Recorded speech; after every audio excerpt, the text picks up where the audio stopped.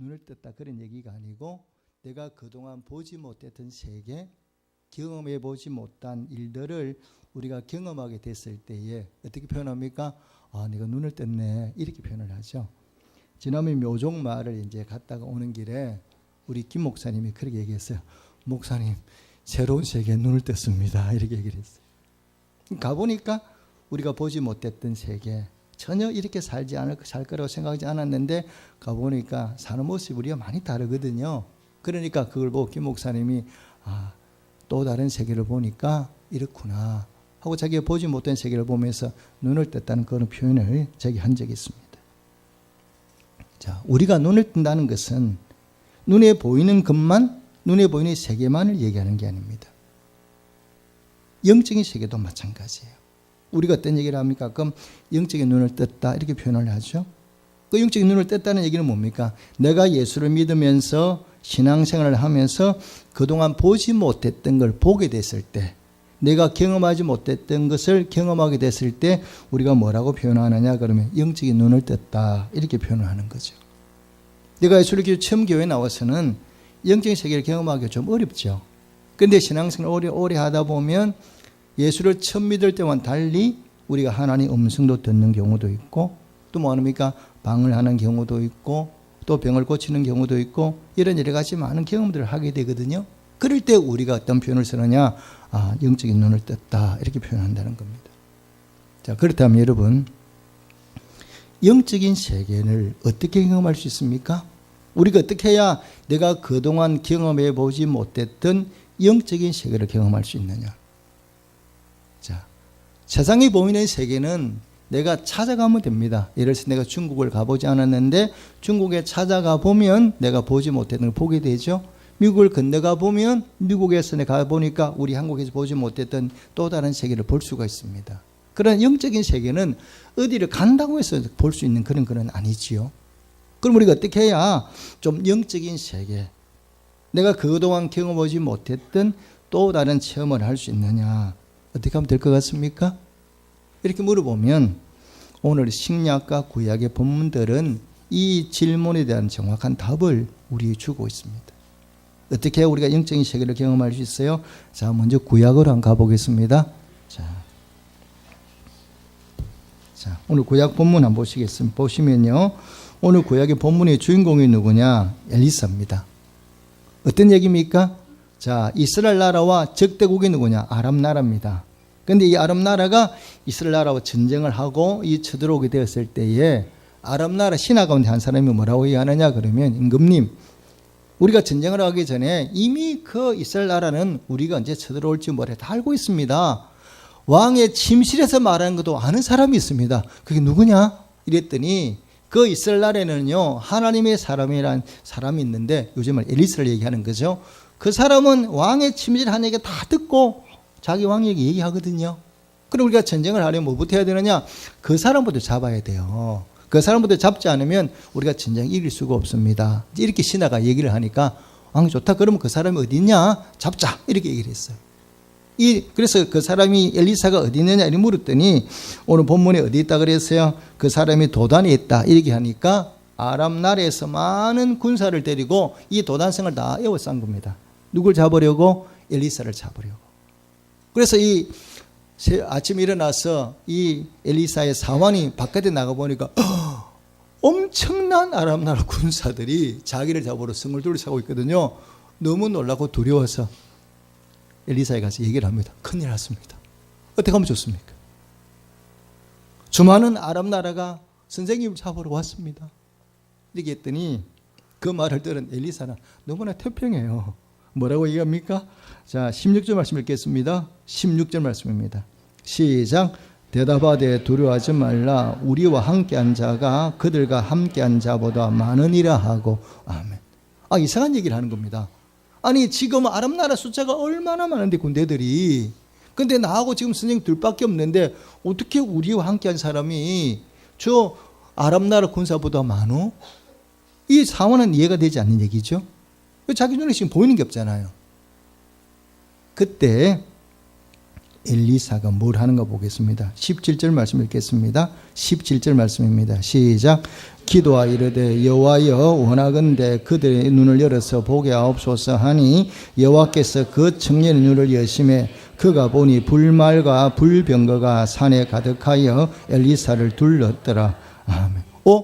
조금 전까지는 아무것도 안 보였는데 이제는 바로 뭐냐?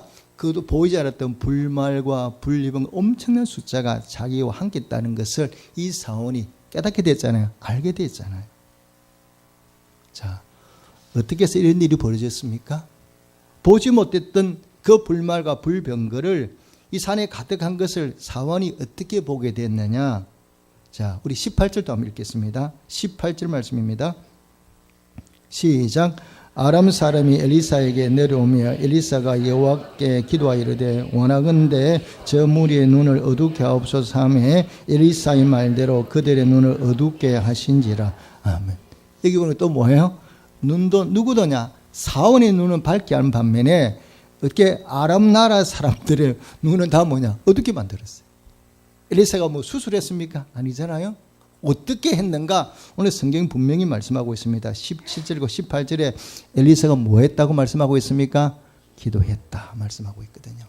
기도했더니 사원의 눈이 열리게 되고 기도했더니 아람 사람들의 눈이 어두워지게 되고 우리 영적인 세계의 눈을 뜨게 만드는 것도 기도고 우리의 눈을 어둡게 만드는 것도 뭐라고요? 기도라는 사실을 성경이 정확하게 말씀하고 있습니다. 우리가 예수를 믿노라 하면서도 영적인 세계를 경험할 때가 경험하는 것이 쉽지가 않습니다. 내가 그럼 영적인 세계를 경험하고 싶다면 우리가 어디에다가 내 마음을 다하여 내 생각을 다하여 일을 감당해야 되느냐? 성경이 정확하게 말씀하고 있죠. 기도다 이렇게 말씀하고 있거든요. 여러분 기도하지 않고는 하나님의 능력과 은혜를 우리가 경험할 수가 없습니다. 기도하지 않고는 성경에 기록된 많은 은사들을 우리가 경험할 수가 없어요. 제가 좀 전에 말씀드린 대로 예수를 믿고 신앙생활을 하다 보면 가장 손쉽게 경험하는 게 바로 뭐냐? 방언입니다. 내가 예수 믿기 전까지는 방언이라는 게 있는 줄도 몰랐습니다. 그런데 예수를 믿고 신앙생활을 하다 보니까 뭘 경험하느냐? 방언을 경험하게 돼요. 근데 그 방언은 언제 경험합니까? 내가 돈 주고 사는 것도 아니잖아요. 언제 경험하느냐? 기도할 때 방언이 우리에게 터지게 되니까 뭐 하게 됩니까? 방언하게 되죠. 자, 우리가 신앙생활 하다가 몸이 불편했는데 몸이 아팠는데 병고침을 받아요. 이 병고침 어떻게 받느냐? 어떻게 병을 고치게 되느냐? 기도하지 않고는 병고침을 받을 수가 없습니다. 그래서 하나님이 우리에게 은혜를 베풀어 주시는 통로, 우리가 보지 못했던 새로운 세계를 경험하는 통로는 어떻게 우리에게 오느냐? 그러면 기도라는 통로를 통해서 우리에게 오게 돼 있어요. 그래서 내가 기도하지 않으면 하나님의 은혜와 능력을 경험하기는 굉장히 어렵습니다. 그리고 특별히 영적인 눈을 떠져서 다른 사람이 보지 못하는 보는 것은 굉장히 어려워요. 그러니까 똑같이 예수를 믿는데 어떤 사람은 보면 내가 경험하지 못한 세계들을 경험했거든요. 어떤 사람은 나 하나님 음성 들었다는 사람도 있고 뭐 방언 받는 사람도 있고 병을 고치다는 사람도 있는데 난 한 번도 그런 경험을 해본 적이 없어. 그 차이가 뭡니까? 눈에 당장은 보이지 않지만 그런 경험을 한 사람들은 뭐 했느냐? 기도 생활에 힘썼던 사람이에요. 하나님이 우리에게 은사를 주시고 능력을 주시는 것은 우리의 겉모습과 뭐 이런 걸 보고 주시는 것이 아니라 내가 얼마나 하나님에 달려나와 간절한 마음으로 기도하느냐 이걸 보시면서 우리에게 뭘 주시느냐? 은사도 주시고 우리가 보지 못해 영적인 눈을 뜨게 만드는 그런 은혜를 우리에게 베푸시는 거거든요. 여러분 기도는 어떤 능력이 있냐 그러면요. 기도에는 다양한 능력이 많이 있죠. 그런데 기도를 하면 어떤 일이 벌어지느냐?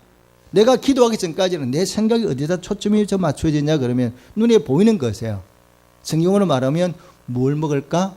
뭘 마실까? 어디 살까? 어디로 갈까? 이게 많은 사람들이 관심이에요. 어떻게 하면 돈 좀 많이 벌어볼까? 어디로 하면 세계 어디가 좋다더라? 어디로 여행을 가고 갈까? 이런 쪽에 초점이 맞추고 살아요. 그러니까 내 생각하는 것 자체가 바로 뭐냐? 늘 눈에 보이는 것 쪽에 초점을 맞춰서 그쪽으로 달려가게 되죠. 그런데 기도하게 되면 어떤 일이 벌어지느냐? 육신의 생각보다는 하나님의 뜻을 분별하게 돼요. 그래서 내가 기도하다 보면 이런 쪽에 관심이 가는 게 아니라 내가 뭘 하면 하나님 기뻐하실까? 그 하나님 기뻐하는 쪽으로 우리 관심이 가게 돼 있는 거예요. 영혼을 구원하는 일에, 나누는 일에, 섬기는 일에 이런 쪽으로 우리의 마음이 가면서 그동안 경험하지 못한 세계를 경험하게 되고 그동안 경험하지 못한 기쁨과 평안을 우리가 경험하며 살아가거든요. 기도는 우리와 이거 누구 가까이 나가게 만드느냐 그러면 세상이 아닌 하나님 가까이 나가게 만드는 통로가 다름 아닌 기도라는 사실을 꼭 마음에 믿으시기를 주님으로 축복합니다. 그래 기도하는 사람은 어떻게 되느냐 살아가다 보면 생각이 바뀌게 되고요 가치관이 달라지게 돼요. 내가 예수 믿기 전까지 내가 기도의 하나님 음성을 듣기 전까지는 내 관심이 이쪽으로 막 갔는데 기도 시간에 힘쓰다 보니까 이런 관심이 점점 옮겨서 이쪽으로 오게 되는 거죠. 그러면서 우리의 삶이 달라지기 시작하는 거예요. 기도라는 게 얼마나 우리 인생을 바꿔놓는가를 여러분 기억하셔야 됩니다. 여러분 사도행전에 보면 바울이 나오지 않습니까? 그 사도 바울이 다메섹에 예수님을 만났습니다. 그런데 예수님 만나기 전까지의 바울의 삶과 예수를 만나고 난 다음에 바울의 삶은 너무나 달랐어요. 바울이 예수님을 만나고 나면 뭐라고 고백합니까? 내가 이전에 좋아하던 것, 내가 이전에 정말 이게 중요하다고 생각하고 가치 있다고 생각했던 것들을 예수를 만나고 나니까 바울이 뭐라고 고백합니까? 이전 것은 다 뭐 같아? 배설물 같아. 내가 예수님 만나기 전까지 내가 소중하게 여겼던 거는 예수님을 만나고 보니까 그 가치관이 얼마나 차이가 나는지 이거는 배설물처럼 보기도 싫더라는 거예요. 이게 바로 뭐냐? 예수를 경험한 것과 그전에 이렇게 다른 모습을 보이는 거예요. 그래서 우리가 세상을 살아가는 동안에 늘 힘써야 될 것이 바로 뭐냐? 해도 그만 안 해도 그만이 아닙니다. 반드시 해야 될 것이 기도라는 이 사실을 꼭 마음에 새기시고 기도에 힘쓰시기를 주님의 축복합니다. 얼마만큼 기도해야 돼요? 성경을 우리 보고 기도하라고 말씀하는데 범위도 딱 정해놨어요. 얼마만큼 기도해야 된다고요? 쉬지 말고 기도하라. 이 기도가 얼마나 중요한 것인지 하나님이 적당하게 해 이렇게 말씀한 것이 아니라 쉬지 말고 기도하라고 말씀할 만큼 이 기도라는 게 그만큼 소중한 거예요. 우리에게는. 왜 그렇습니까? 기도하지 않고는 하나님의 세계, 하나님의 능력, 하나님의 마음을 우리가 깨달을 수가 없거든요. 우리는 자꾸 어떻게 하냐? 눈에 보이는 것만 따라가거든요. 내가 기도하지 않으면 내 생각 속에 세상이 들어와서 세상 것만 탐하면서 짝하면서 우리가 살아가게 되거든요. 결과가 뭐냐? 우리가 넘어지게 되고 무너지는 아픔을 경험하거든요. 기도할 때 성령이 우리 속에 들어와서 네가 인생을 어떻게 살아야 돼? 어떻게 사는 게 정말 값진 인생을 사는 것인가를 바르게 깨닫게 만드는 거거든요. 여러분 어떤 교회가 좋은 교회입니까? 우리는 가치관이 다 뭐냐? 건물이 크고 아름답다 이러면 뭐냐? 다 뭐 좋은 교회죠. 물론 그것도 맞습니다. 건물이 아름답고 교회가 큰 것도 아름다운 교회가 좋은 교회 맞습니다. 그런데 정말 좋은 교회는 뭐냐? 하나님의 뜻을 이루어가는 교회라는 사실을 여러분 꼭 마음에 믿으시기를 주님의 축복합니다. 어떤 교회가 좋은 교회요? 하나님을 기쁘시게 하는 교회죠. 그럼 하나님 기뻐하는 게 뭐예요? 하나님이 가장 기뻐하는 일이 바로 뭐냐? 영혼을 구원하는 거거든요. 하나님 이 땅에 교회를 세우신 목적이 여러 가지가 있겠지만 그 가운데 가장 첫째가 바로 뭐냐? 영혼 구원이잖아요. 그래서 하나님이 기뻐하는 교회는 뭐냐? 영혼으로 힘쓰게 돼 있어요. 그럼 하나님 뜻을 우리가 어떻게 알아? 내가 기도하지 않고 하나님 뜻을 깨달을 수가 없죠. 여러분 사도행전에 보면 안디옥 교회가 나오지 않습니까? 그 안디옥 교회는 어떤 교회냐 그러면 금식하며 기도하는 교회였어요. 금식하며 기도하는 교회에 하나님 음성을 들려주시죠. 음성을 들려주시면서 뭐라고 말합니까? 바울과 바나바를 세워서 보내라 이렇게 말씀하거든요. 그러니까 세계 최초의 선교사를 파송한 교회가 어느 교회입니까? 안디옥 교회잖아요. 그 교회가 기도하고 금식한 교회거든요. 그들이 핍박받아서 도망 나온 사람들이 함께 모여서 만든 교회가 안디옥 교회인데 그 교회의 교인들이 모여서 뭘 힘쓰냐? 함께 금식하며 기도하기를 힘썼어요. 그랬더니 하나님 음성을 들려주시면서 바울과 바나바를 택해서 선교사로 보내. 그 음성에 순종해서 그들이 선교사를 파송해서 전 세계 복음을 전하면서 세상에 가장 아름다운 교회가 된 겁니다. 여러분 우리는 어리석어서 기도하지 않고는 하나님 음성을 하나님 뜻을 깨달아 알 수가 없습니다. 어떻게 하면 우리가 하나님 뜻대로 살아가느냐? 기도하지 않고는 하나님 뜻을 바르게 알기가 어려워요. 그러니까 날마다 우리는 성도는 뭐에 힘쓰며 살아야 되느냐? 다른 것도 우리가 삶에 중요한 게 많이 있지만 그래서 성도는 1순위에 뭘 놓고 하느냐? 기도 중심으로 살아가시기를 주님의 축복합니다. 그래서 하루를 시작할 때 우리가 제일 먼저 한 일이 뭡니까? 새벽에 나와서 기도하는 것 아닙니까? 하루의 일과를 시작하기 전에 제일 첫 시간을 하나님께 드리며 기도하며 살아가는 것이 성도의 아름다운 가정 모습이에요. 하나님 그걸 가장 기뻐하세요. 저도 어떤 교인들이 가장 예쁘냐? 다른 게 아닙니다. 새벽에 나와서 기도하는 교인들을 보면, 제가 아침에 새벽 기도 나와서 설교를 강대했었는데 우리 교인들이 많이 새벽에 앉아 있으면요, 얼마나 감사한지 몰라요. 그리고 얼마나 예쁜지 몰라요.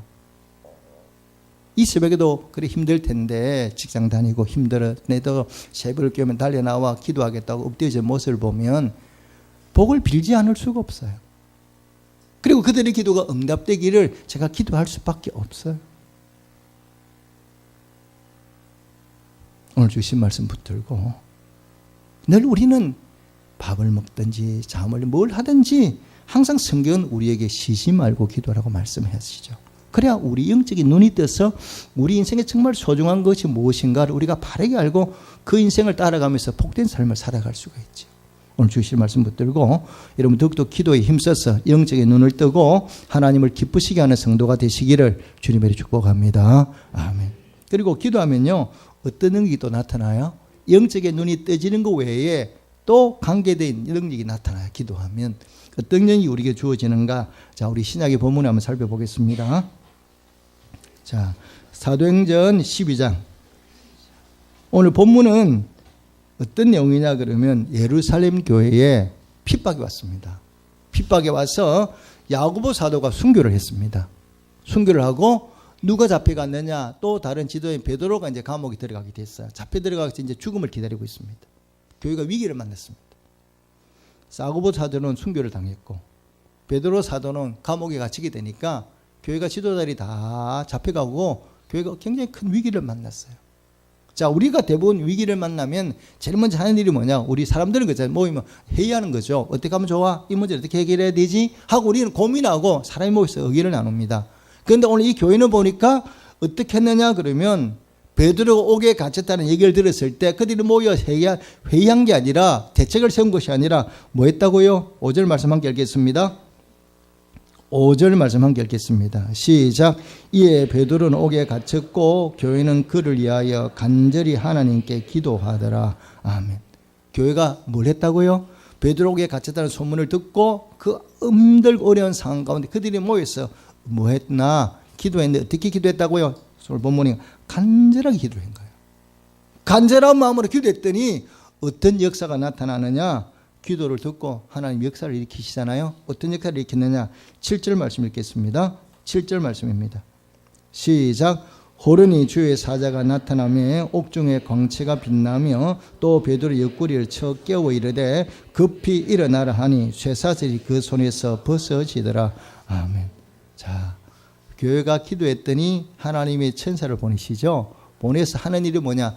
밤중에 잠을 자고 있는 베드로 옆구리를 툭툭 깨우면서 일어나라 말씀하시고, 그 다음에 한 일이 뭐냐? 베드로가 지금 쇠사슬이 묶여 있잖아요. 이 묶인 것을 뭐냐? 풀어버렸어요. 베드로가 푼 게 아니라 저절로 풀어졌어요. 여러분, 기도는 어떤 능력이 있냐 그러면요, 기도는 내가 어떤 대상을 놓고 기도하고 내 문제를 놓고 기도하면, 기도는 어떤 역할이 나타나면 나를 묶고 있는 거, 내 삶을 묶고 내게서 아픔을 주고 힘들게 만드는 그런 것에서, 문제에서 자유롭게 되는, 그 문제에서 벗어나서 참된 자유를 경험하게 되는 능력이 어디로부터 오느냐 그러면 바로 기도에서 오는 겁니다. 여러분, 예수님 이 땅에 뭐 하러 오셨어요? 예수님 이 땅에 오신 이유는 우리를 자유케 하러 오셨거든요. 그래서 예수를 믿으면 내가 그동안 경험해 보지 못하는 자유를 경험하게 돼 있어요. 예수님이 뭐라고 말씀합니까? 진리가 너희를 자유케 하리. 그 진리가 누굽니까? 내가 길이요 진리요 생명이. 진리가 누구시라고요? 예수님이시거든. 그래서 이 예수님이 이 땅에 뭐 하러 오셨느냐? 우리가 죄에 매여 있잖아요. 내가 보이진 않지만 우리가 죄에 꽁꽁 매여 있거든요. 이 죄에 매여 있는 우리를 하여금 자유케 하러 오신 거예요. 나를 묶고 있는 이 사단의 사슬에서, 죄의 사슬에서 끊어서 내 영혼이, 내 육신이 자유롭게 살아갈 수 있도록. 이 땅에 수많은 사람들이 근심 걱정에 묶여 있어요. 이거 어떻게 하면 좋아? 이 문제 어떻게 해야 돼? 물질의 문제, 자녀의 문제, 건강의 문제, 이웃과의 문제, 이런 문제에 다 매여 있어요. 사단은 하는 일이 뭐냐? 우리를 다 꽁꽁 묶어. 꽁꽁 묶어서 우리가 자유를 잃어버리게 만드는 거예요. 염려하며 살아가게 만드는 거예요. 고민하며 살게 만드는 거예요. 이게 바로 뭐냐? 사단의 역할이에요. 사단은 밥 먹고 하는 일이 뭐냐? 우리를 자꾸 묶어서 우리로 하여금 자유를 잃어버리게 만들거든요. 그러면 주님이 이 땅에 오시 십자가 지시고 우리를 구원하신 그것이 바로 뭐냐?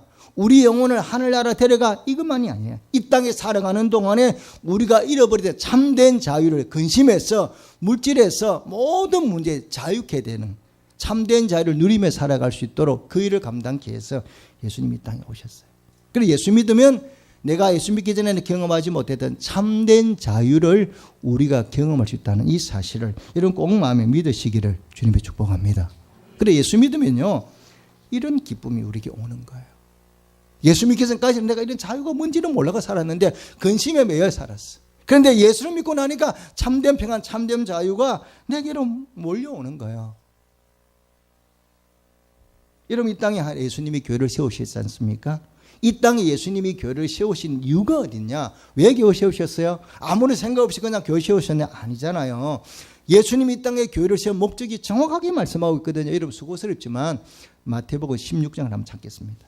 자, 우리 수고스럽지만 마태복음 16장을 찾겠습니다.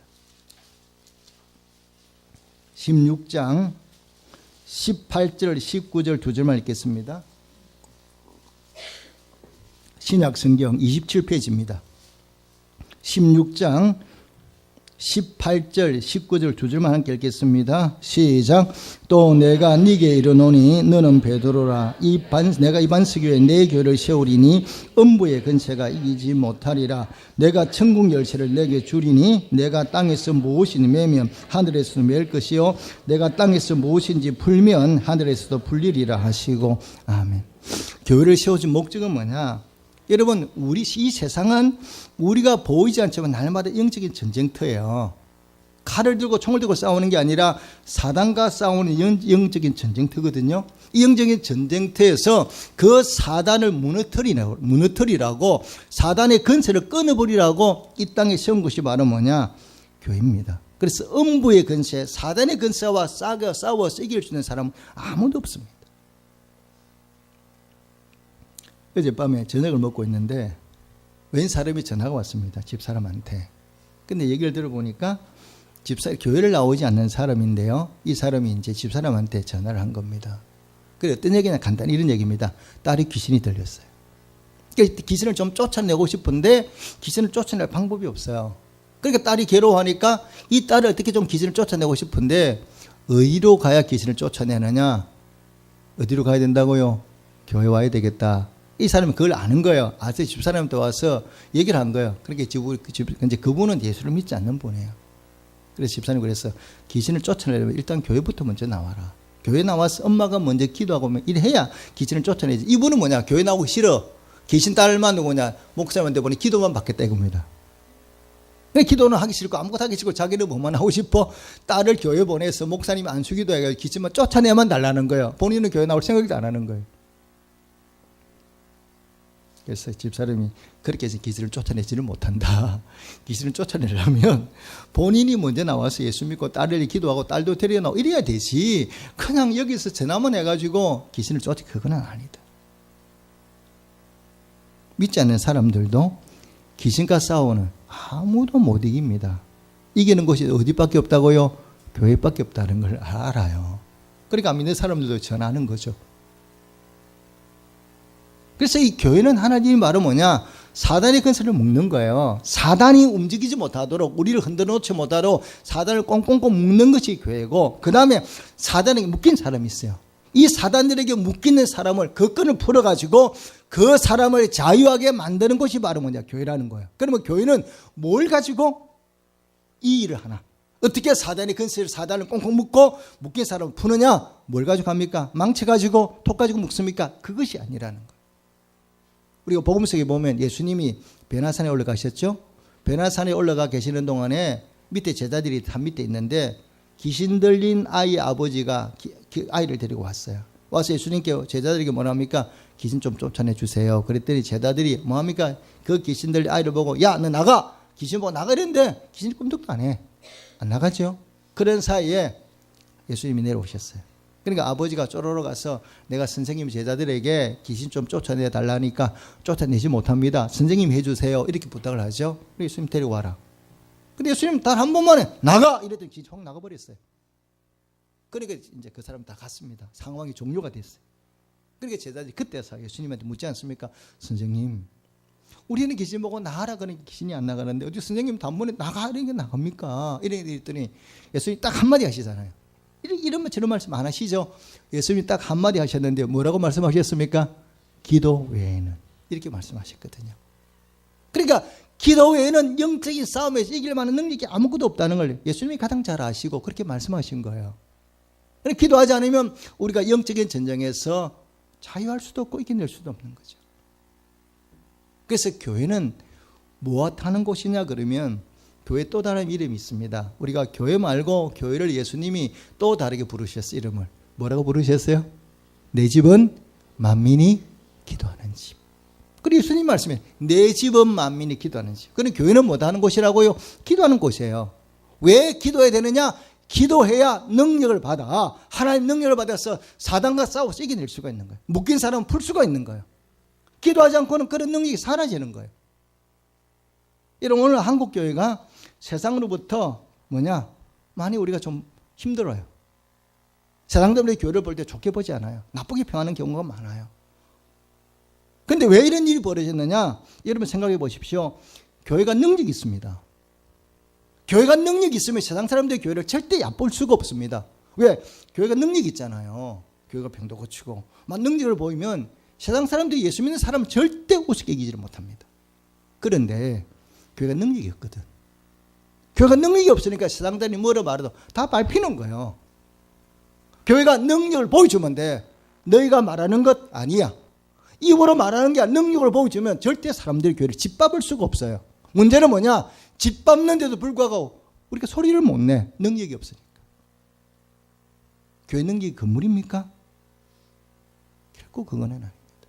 교회 능력이 어디부터 오느냐? 주님이 말씀하셨어요. 내 집은 많은 집이라고요. 만민이 기도하는 집. 기도하지 않고는 우리 하나님 능력을 경험할 수가 없습니다. 자꾸만 교인들이 어디를 떠나냐? 교회의 기도의 자리를 떠나고 있어요. 그러니까 함께 모두 사라지느냐? 능력도 함께 사라지고 있는 겁니다. 그럼 그 능력을 내가 해보고 싶다. 그럼 뭐 하면 돼요? 기도하면 되죠. 여러분 구약성경 삼손 보십시오. 삼손이 뭡니까? 사사 아닙니까? 힘이 센 사람이죠. 하나님의 능력을 받은 사람이니까. 근데 이 삼손이 뭡니까? 드릴라 게임에 빠지잖아요. 빠져서 말해서는 안 될 그 뭡니까? 능력의 비밀을 드릴라에게 얘기를 했어요. 결국 뭡니까? 머리카락이 다 밀리게 되지 않습니까? 능력이 사라지니까 여러분 어떻게 돼요? 삼손이 감옥에 갇혀서 두 눈이 빠지고요. 소처럼 연자맷돌을 돌렸다고요. 그 힘센 사자를 마음대로 죽이던 그 삼손이 뭐예요? 죄에 빠지니까 능력이 없으니까 사람들에게 밟히고 눈이 빠지고 짐승처럼 그렇게 맷돌을 비참한 신세로 전락을 했어요.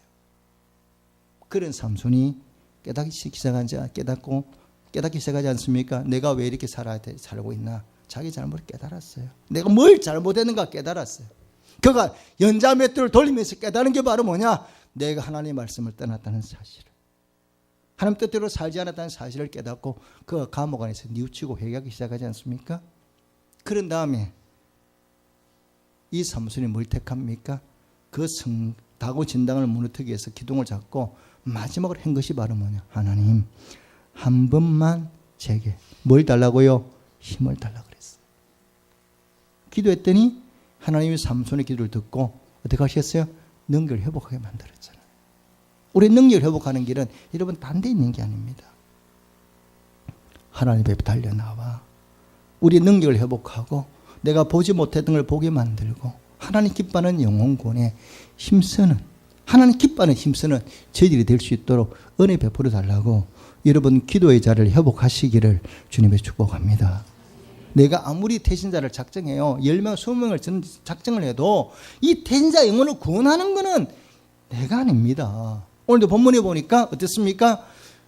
그 엘리사가 눈을 어둡게 만들고 또 눈을 뜨게 만드는 것도 엘리사는 뭐만 했습니까? 엘리사가 눈 뜨게 만든 게 아니라 엘리사는 뭐만 했습니까? 기도만 했습니다. 기도만 했는데 눈이 떠지고 어떻게 됐어요? 눈이 어두워졌어요. 또 이 교회가 기도했더니 어떻게 했습니까? 베드로가 뭐 특별히 뭐 한 게 아닙니다. 교인들은 교회 모여가지고 간절한 마음으로 기도만 했는데 하나님이 찾아가셔서 뭡니까? 감옥에 갇힌 그 베드로를 구해내시잖아요. 묶인 걸 풀게 만드시잖아요. 내가 아무리 태진자를 전도하고 싶어도, 작정을 전도하고 싶어도요, 그 사단이 태진자를 꽁꽁 묶고 있어요. 발목을 잡고 있는 겁니다. 그래서 내가 교회 한번 가봐야지 이러면 네가 어딜 가? 하고 발목을 딱 붙들어 버리면 못 나가잖아요. 발목부터 풀어야 돼. 예수 믿어서 그 사람 마음속에 예수 믿으라는 말을 듣고 그 사람이 나오게 만들려고 하면 그 사람의 발목을 묶고 있는 끈을, 사단의 끈을 풀지 않고는 그 사람이 구원받을 수가 없습니다. 영혼을 구원하는데 일수는 뭐냐? 내가 먼저 그 사람을 정하고 그 사람이 예수 믿으라는 말을 해야 되죠. 복음을 전해야 되고 그 다음에 할 일은 뭐냐? 그 영혼을 놓고 간절히 기도할 때 이 사단의 끈을 풀어서 그 사람이 하나 앞에 달려나와 구원받을 수가 있습니다. 여러분 삶을 붙들고 있는 거, 묶고 있는 게 무엇입니까? 여러분 마음을 힘들게 하는 게 무엇입니까? 언제까지 그 무거운 짐 안에서 여러분 사시겠습니까? 그걸 푸는 거는 내가 뛰어다닌다고 풀리지는 않습니다. 내 무거운 짐, 내 아픔, 모든 문제들을 푸는 거는 내게 있는 것이 아니라 하나님 손에 달려 있고요. 그 하나님 은혜와 능력을 내가 경험하는 비결이 바로 뭐냐? 하나님 달려 나와 간절한 마음으로 기도해서 내 삶에 묻고 있는 모든 문제도 푸시고 영혼도 구원하셔서 하나님을 기쁘시게 하고 하나님 주시는 능력을 회복하는 우리 모든 성도들이 되시기를 주님의 이름으로 축복합니다. 아멘. 기도하겠습니다.